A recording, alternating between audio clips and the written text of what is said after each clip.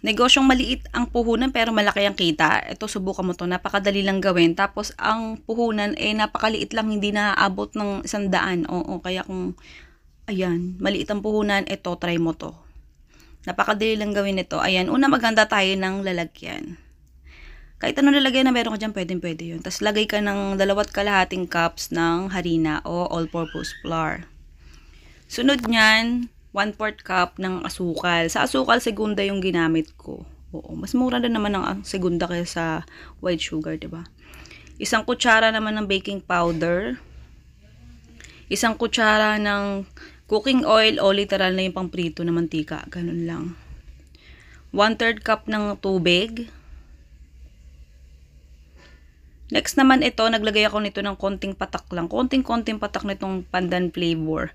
Pero optional lang to ha. Hindi talaga kailangan ng gantong pandan flavor. Gusto ko lang talaga magkaroon ng flavor siya kahit konti. Kumaga aroma ba, ganun. Sa itlog, 1 piraso lang. Tapos, kahit anong size, pwede naman. Basta inuulit ko, wag lang pugo ha. Kasi itlog din naman yun. Tapos, lagay tayo konting suka, mga kalahating kutsara. Pwede rin 1 kutsara, ganun kasi 2 cups naman yung harina. Ano kasi nakakapagpatulong na mas umalsa yung lulutuin mo. Para siguradong putok talaga siya. Tapos haluin mo lang, masahin mo hanggang sa mag-form siya ng dough. Oo. Wag mo nang orasan, o kahit di mo orasan yan, basta kung mabilis kang magmasa, di tapos agad, ganun. Pagka nag-form na siya ng dough, pwede mo nang itabi-tabi. Oo. Yan, bilugin mo muna ng bahagya. Kahit hindi perfect o perfecto yung gawa mo, kahit hindi perfecto, kahit ganyan katulad ng gawa ko, yung gawa mo, okay lang yan. Tapos takpan mo lang ng plastic o kaya kahit ano, basta para hindi mag-dry. Kasi itatabi muna natin yan pansamantala mga 10 to 15 minutes. Ganun. Pagkalipas ng 10 to 15 minutes, tanggalin natin yung plastic. Tapos, okay na yan. Ayan, wag mong intayin na umalsa kasi hindi talaga aalsa yan kasi hindi naman yeast ang ginamit natin. Tapos magbudbud ka lang ng harina. Depende sa dami naman din ng gusto mo. Pero syempre huwag mo masyadong susobrahan kasi baka tumigas naman na yung texture sobra niyan. Yan, tapos masahin mo lang hanggang sa mawala yung pagkaputi ng harina na nilagay natin kanina. Ayan, nag-spray ako ng konting mantika. Kasi kapag hiniwa mo, pag hinati-hati mo, hindi masyadong malagkit. Ayoko rin naman gamitin yung harina pang budbud para mawala yung lagkit-lagkit ng dough kasi masusobran nga sa harina, kaya mantika na lang. Yan, nung nahati ko ng 24 pieces yan, tsaka ko binilog. Pero yung pagbilog nito, kahit hindi perfecto, okay na okay. Kasi pag niluto natin yan, ang pinakailangan natin dito yung puputok. Kaya kahit bilugin mo yan ng perfecto, kahit bilog na bilog, useless din. Kaya kahit bara-barang bilog, okay lang. Oo. Ayan, pagka nabilog mo na, pwede mo na yang ilubog sa tubig. Oo.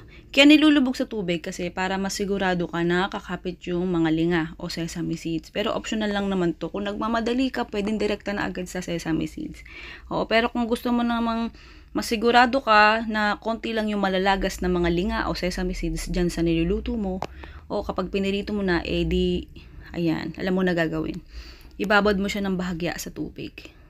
Ayan. Tapos, ang gawin mo para siguradong konti lang talaga yung masayang na linga, ang gawin mo, ayan, ibilog-bilog mo siya sa kamay mo para masuguradong masiksik mo yung sesame seeds dyan sa dough.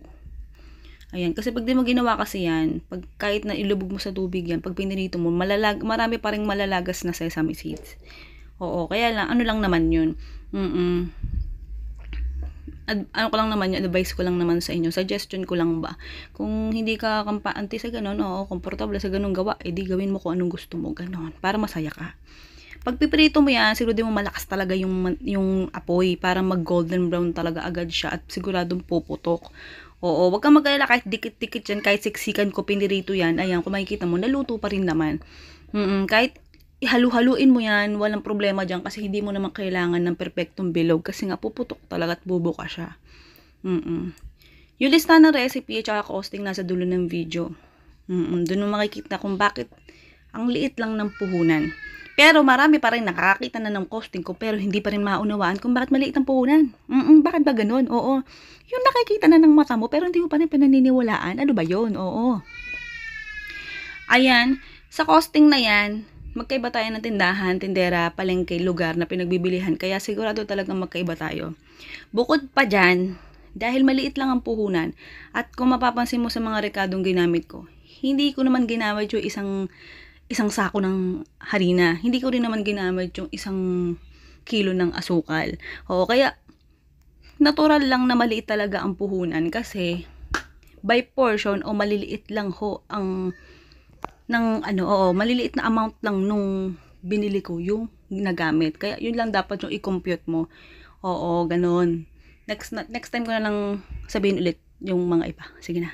Love you. Tapos na tong natin eh. Daldal ko eh. Sobra na wala na Sige na, love you.